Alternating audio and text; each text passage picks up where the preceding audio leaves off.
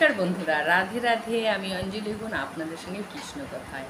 আজ এক বৃন্দাবনের ভক্তের কথা বলবো। সেই ভক্তের নাম হচ্ছে ধন্না জেঠ। ধন্না জেঠ হচ্ছে গিয়ে একজন ভক্ত। ছোটোবেলায় মা বাবার সঙ্গে থাকতো বৃন্দাবনে। তা একদিন তাদের বাড়িতে গুরুদেব আসে। গুরুদেব নারায়ণ সেবা করত। সে একটা ছোট্ট নারায়ণ শিলা নিয়ে আসে। গুরুদেব এসে এবার বাড়িতে বাচ্চারা থাকলে যেরকম করে, গুরুদেব আসছে। এবার গুরুদেব কী করে বাচ্চাটা সবসময় খেয়াল রাখতো। তা গুরুদেব রোজ দিনই নিত্য সকালের কাজকর্ম করে তারপরে স্নান করে তারপরে নারায়ণ সেবায় বসত।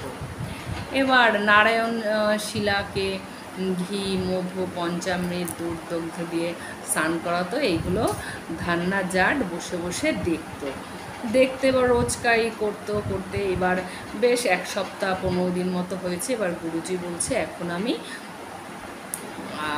চলে যাব। তা এবার ধন্না জেঠ তো দেখতে দেখতে এতই ভালো লেগে গেছে।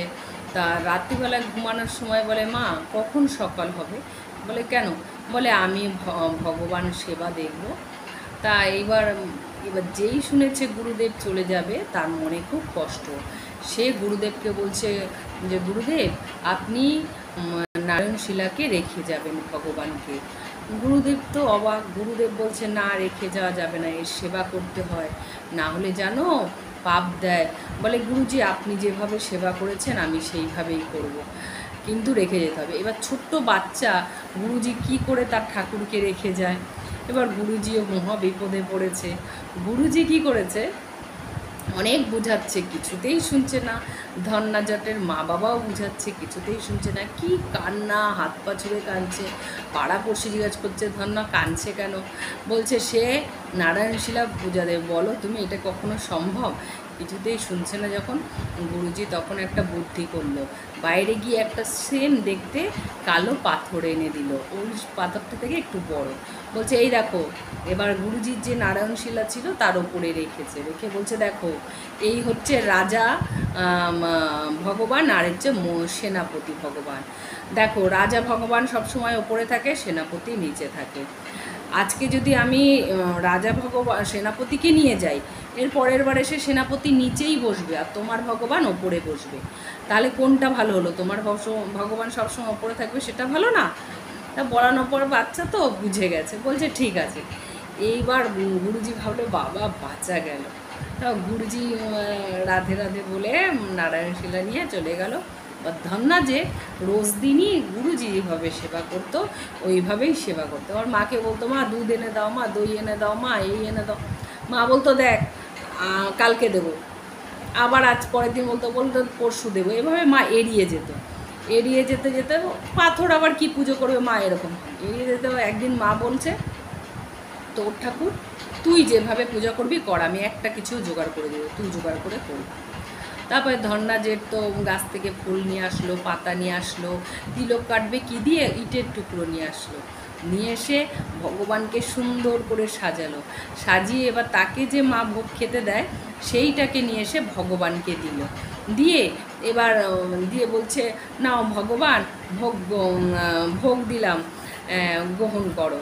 হ্যাঁ, এবার বলছে এবার ভোগ এবার দেওয়ার পরে সে পর্দা টেনে বাইরে বসে আছে আর বারবার পর্দা সরিয়ে দেখছে ভগবান গ্রহণ করছে। এবার কিছুদিন এরকম চললো। তারপর একদিন বলছে জানো ভগবান এই যে তোমাকে ভোগ দিই খাও না, হ্যাঁ আমার মা যদি আমাকে এরকম খেতে দেয় আমি না খাই যা মারে, কিন্তু গুরুজির কাছ থেকে তো এটা আমি শুনিনি, কী যে করি। এই বলে ভোগ নামিয়ে নিল। আবার দিয়েছে, আবার এরকম। একদিন বলছে দেখো আজকে দিলাম ভোগ, তোমার খেতেই হবে। এই আমি এখানে শুয়ে পড়লাম, পর্দা টেনে শুয়ে পড়েছে। বলছে যতক্ষণ না তুমি খাবে ততক্ষণ পর্যন্ত আমিও আজকে খাবো না।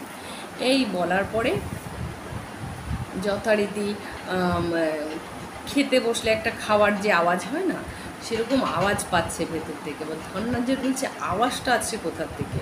আঙুল চাটার আওয়াজ। ধন্না জেঠ কী করেছে, ভিতরে পর্দা সরিয়ে দেখছে যে নীল মাধব, নীল তার রূপ, মাথায় সোনার মুকুট পরা, চকচক করছে, হাতে বাঁশি, মুখে হেসে হেসে সুন্দরভাবে খাচ্ছে। তাই বলছে যে এত দেরি হলো প্রভু তোমার আসতে, ভালো করে খাও, সব পরিষ্কার করে পেও প্রভুজি, সব পরিষ্কার করে পেও। তারপরে এই শুনে এবার মাধব তো পুরোই পেল। তারপরে খুশি হলো। এইবার রোজ দিন মাধবকে সাজায় করে, এবার মাধবের সাথে গল্প করে। এখন ধন্যা একটু বড় হয়েছে, তা মা বলছে যাও মাঠে গরু চড়াতে যাবে, এখন তুমি বড় হয়ে গেছো। এবার ধন্যা যে কী করতো, সকালবেলায় কিছু টিফিন নিয়ে আর ওই শিলাটাকে নিয়ে পকেটের মধ্যে করে নিয়ে চলতো, চলো মাধব চলো বলে নিয়ে যেত।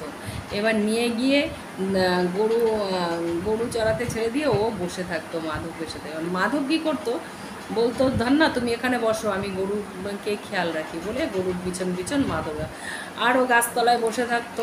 সন্ধ্যা হয়ে যেত, তারপরে মাধব গরু নিয়ে আসতো, আবার দুজনে মিলে মাধবকে পকেটে নিয়ে আবার বাড়ি চলে আসতো। এরকমভাবেই চলতে থাকলো।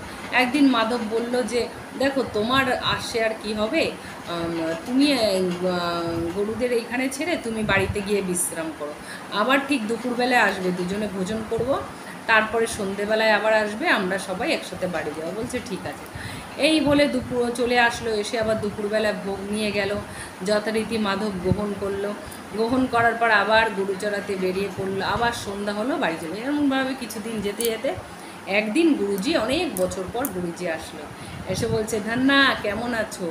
ওরে গুরুজি প্রণাম প্রণাম প্রণাম বলে, প্রণাম বলে, হ্যাঁ গুরুজি তুমি যে আমাকে পাথরটা দিয়ে গেছিলে, সেই পাথরটা জানো কথা বলে, বলে তাই? বলে হ্যাঁ, ভোগও গ্রহণ করে। বলে তাই? বলে হ্যাঁ। বলে এখন কোথায়? বলে এখন কেন, গরু চড়াচ্ছে, আমি আবার ঠিক সন্ধেবেলায় যাব, নিয়ে আসবো। দুপুরে খেয়েছি দুজনে বসে। গুরুদেব ভাবছে এটা কি বলছে, এইটা সম্ভব নেই। বলে হ্যাঁ। বলে দেখতে কেমন? বলছে দেখতে যেরকম নীল গায়ের রং, হাতে বাঁশি, মাথায় ময়ূর মুকুট ধারী, গোংড়ানো চুল। তা গুরুদেব না কিছুতেই মানছে না। বলে জানো গুরুজি, আমি মা বাবাকেও বলেছি, মা বাবাও মানছে না আমার কথা। তা গুরুজি তো একটু চালাক মানুষ, গুরুজি বলছে আমাকে দেখাবা? বলে হ্যাঁ চলো তোমাকেও দেখাবো। এবার গুরুজিকে নিয়ে গেছে নীল মাধব যেখানে রয়েছে। এবার মাধব গুরুর পেছন পেছন রয়েছে, বলছে ওই তো গুরুজি, ওই যে মাধব। এবার গুরুজি বলছে কই, আমি তো দেখছি না। তা বলছে হ্যাঁ দেখতে পাবো, ওই তো ওই যে গরুর পিছে পিছে আসছে। তা মাধবকে গিয়েছে, মাধব আমার গুরুজি এসছে, তুমি তাকে দেখা দাও। মাধব বলছে না, আমি তাকে দেখা দেবো না, হ্যাঁ আমি তুমি আমার ভক্ত, আমি তোমাকেই দেখা দেবো। বলছে না মাধব, গুরুজির জন্যই আমি তোমাকে পেয়েছি, সে যদি ওই শিলাটা না দিত আমি তোমাকে কিভাবে পেতাম, তুমি একটু দেখা দাও, একটু আমার গুরুজির সঙ্গে দেখা দাও। এই বলার পর মাধব একটু সম্মতি দিল। তারপরে মাধব গুরুজিকে দেখা দিল, গুরুজি প্রণাম করলো। তাই বলছে যদি ভক্তি থাকে পাথরেও ভগবানকে খুঁজে পাওয়া যায়। তাই এই গল্পটি আপনাদের কেমন লাগলো? যদি ভালো লাগে লাইক কমেন্ট শেয়ার করে পাশে থাকবেন। রাধে রাধে।